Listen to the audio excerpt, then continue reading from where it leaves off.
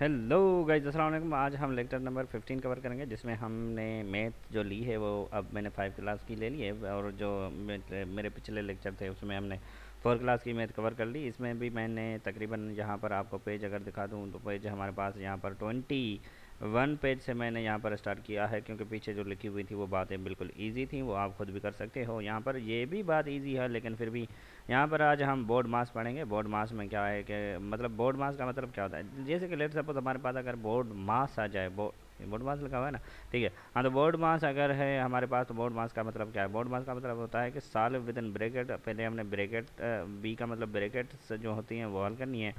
उसके बाद में एक ऑफ होता है, जिसका मतलब होता है मल्टीप्लिकेशन। ऑफ जो होता है मतलब कि मैथमेटिक्स में कहीं भी अगर ऑफ आ जाता है तो उसका मतलब है मल्टीप्लिकेशन।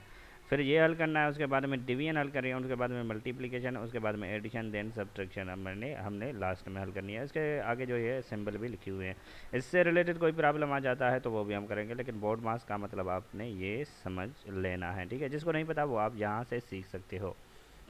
अब आ जाते हैं आगे के, यहाँ पर कौन सी बातें हैं यहाँ पर, जैसे कि हाँ जी, इसको हम पेरेंथेसिस कहते हैं। ये अगर हमारे पास ये ब्रैकेट है तो इसको हम पेरेंथेसिस, इसको कर्ली ब्रैकेट कहते हैं, और इसको स्क्वायर ब्रैकेट कहते हैं। एमसीक्यू इस टाइप के नहीं आएंगे, लेकिन फिर भी हमारे पास अगर हम अच्छे से तैयारी कर रहे हैं तो हमारे पास कोई भी चीज़ बाकी नहीं रहनी चाहिए है। तो यहाँ पर फर्स्ट प्रॉब्लम, चलो इसको छोड़ देते हैं, यहाँ पर कोई भी मैं प्रॉब्लम ले लेता हूँ। यहाँ पर एक दूसरे प्रॉब्लम भी बहुत अच्छे देखे थे मैंने, वो भी करेंगे। इससे इससे इसमें यहाँ पे के सॉल्व, यहाँ पर सॉल्व करना है। देखो यहाँ पर मल्टीप्लिकेशन है, लेकिन उससे पहले हमारे पास ब्रैकेट है, तो हमने सबसे पहले क्या करना है कि ब्रैकेट को हल करना है। इस दो ब्रैकेट का क्या आंसर आएगा? जैसे कि 9 में से अगर 8 जाएगा तो हमारे पास 1, और मल्टीप्लिकेशन में 8 हो जाएगा, और हमारे पास आंसर आ जाएगा 8। तो यहाँ पर हम इसको ऐसे सिंपलीफाई कर सकते हैं बिल्कुल ईजी तरीके से। अब दूसरा कोई प्रॉब्लम मैं यहाँ से ले लेता हूँ। लेट सपोज हमारे पास है दूसरा ये प्रॉब्लम।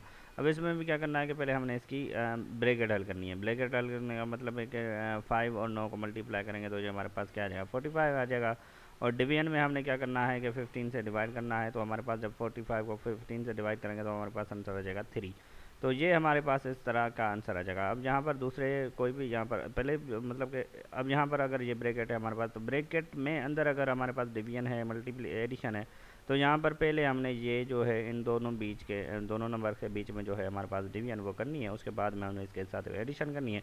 उसके बाद में हमने फिर ये ब्रैकेट मतलब कि हल करनी है। हल करने के बाद में फिर ये 4 मल्टीप्लाई करें, उसके बाद में जो है, हाँ, लेकिन अगर बोर्ड मास की बात करें तो यहाँ पर हमारे पास क्या लिखा हुआ था वो मैं ज़रा आपको दिखा दूँ। ऑफ पर मेरी नज़र नहीं पड़ी, तो यहाँ पर बोर्ड मास अगर लिखा हुआ है तो सबसे पहले कहना ब्रैकेट हल करनी, उसके बाद में ऑफ हल करना है। तो यहाँ पर हमने ब्रैकेट हल कर ली, देखे यहाँ पर ये हमने ब्रैकेट हल कर ली। अब ये मल्टीप्लिकेशन नहीं हल करनी, उसके बाद में यहाँ पर आ जाना है, ऑफ हल करना है, उसके बाद में हमने ये मल्टीप्लिकेशन हल करनी है। फ़िलहाल इसको छोड़ देना है, ठीक है ना।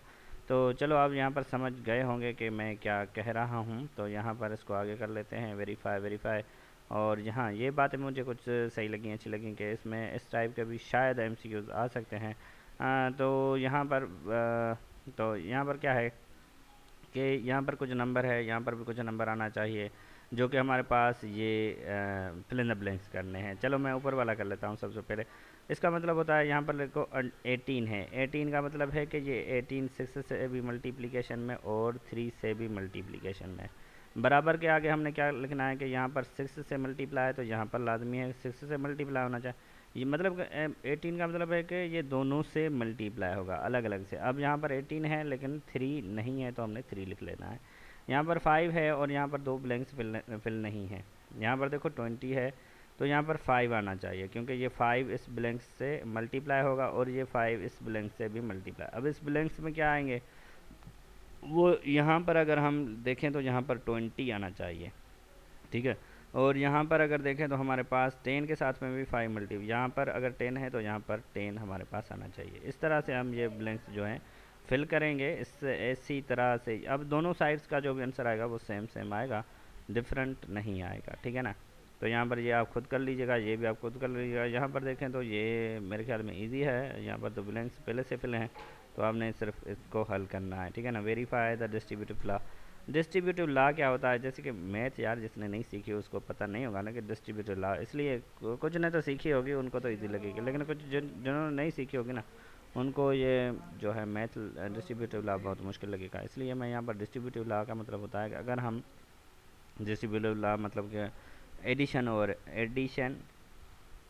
और मल्टीप्लिकेशन, एडिशन और मल्टीप्लिकेशन अगर हम डिस्ट्रीब्यूटिव लॉ यहाँ पर करेंगे, खैर एडिशन और हाँ, तो एडिशन और चलो मल्टीप्लिकेशन और एडिशन कर लेते हैं, क्योंकि यहाँ पर मुझे कुछ एडिशन और मल्टीप्लिकेशन फिक्स नहीं लग रहा, सही नहीं लग रहा, तो यहाँ पर मल्टीप्लिकेशन और एडिशन कर लेते हैं। मल्टीप्लिकेशन और एडिशन का मतलब है कि हमारे पास कोई भी नंबर है, ए नंबर है, उसको हम मल्टीप्लाई कर लें किसके साथ में, वो हमारे मतलब कि एडिशन और मल्टीप्लिकेशन होगा ही नहीं मेरे ख्याल में, मेरे ख्याल में नहीं, यकीनन नहीं होगा। मतलब कि एडिशन और मल्टीप्लिकेशन नहीं होता, लेकिन मल्टीप्लिकेशन और एडिशन या सब्ट्रैक्शन हो सकता है, लेकिन एडिशन और मल्टीप्लिकेशन नहीं होगा, ठीक है ना। यहाँ पर बी और प्लस में हम सी लिख लेते हैं। अब ए का मतलब है कि ए इसके साथ में भी मल्टीप्लाई है और ए सी से भी मल्टीप्लाई है, दोनों से मल्टीप्लाई है, तो इसकी बराबर में जो साइड बनेगी इसको हम डिस्ट्रीब्यूटिव ला कहते हैं। ये हो जाएगा ए बी और प्लस में हमारे पास हो जाएगा ए सी, ये हो जाएगा डिस्ट्रीब्यूटिव ला। मल्टीप्लिकेशन और एडिशन, ये यहाँ पर डिस्ट्रीब्यूटिव ला है हमारे पास, ला है हमारे पास, ला नहीं, सॉरी यहाँ पर ये क्या है, मल्टीप्लिकेशन ला है, ये है हमारे पास मल्टीप्लिकेशन ला, मल्टीप्लिकेशन और सब्ट्रैक्शन है। यहाँ पर नीचे मतलब कि ब्रैकेट के अंदर जो बंद होगी उसको हम और लिखेंगे, ठीक है ना। तो इसी तरह हम इसको समझते हैं, इसको हम डिस्ट्रीब्यूटिव लॉ कहते हैं। यहाँ पर ये डिस्ट्रीब्यूटिव लॉ के कुछ प्रॉब्लम है, तो यहाँ पर कुछ मैं कर लेता हूँ। डिस्ट्रीब्यूटिव लॉ में क्या करना होगा कि ये हमारे पास मल्टीप्लाई 15 इससे भी दोनों से मल्टीप्लाई, तो पहले हम यहाँ पर 5 कर लेते हैं, उसके बाद में यहाँ पर लाजमी 3 लिखेंगे। इसी तरह ये मतलब हर एक से मल्टीप्लिकेशन में आएगा। तो इसी तरह आपने हल करना है। यहाँ पर है रिव्यू एक्सरसाइज हो गई, मतलब कि हमने अच्छा वाला यहाँ पे होमवर्क कर लिया। रिव्यू एक्सरसाइज का मतलब है सब्ट्रैक्शन है, एडिशन है। तो अगले लेक्चर में हम H C F and L C M सीखेंगे। ये बहुत अच्छा टॉपिक है, ये आप अच्छे से कवर करिएगा, क्योंकि इसका यूजेज आगे बहुत है। हम ईंट पे ईंट रख के अगर आगे चलेंगे तो हमारी दीवार अच्छी बनेगी, है ना। अगर हम यहाँ नीचे की ईंटें अगर नहीं रखेंगे, जैसे कि 4 क्लास की मैथ नहीं पढ़ेंगे, तो आगे की हमारी दीवार जो होगी वो सही नहीं बनेगी ना यार। चलो इसी तरह हमने पीछे की मैथ थोड़ी थोड़ी कवर कर लेनी है, उसके बाद में आगे बढ़ना है। थैंक यू गाइस, आज के लिए इतना ही। मेरा चैनल सब्सक्राइब कीजिए, दोस्तों के साथ में शेयर कीजिए। दूसरे वीडियोज़ की लिंक आपको डिस्क्रिप्शन में या फिर प्ले लिस्ट की लिंक डिस्क्रिप्शन में आपको मिल जाएगी। ओके, अल्लाह हाफ़िज़।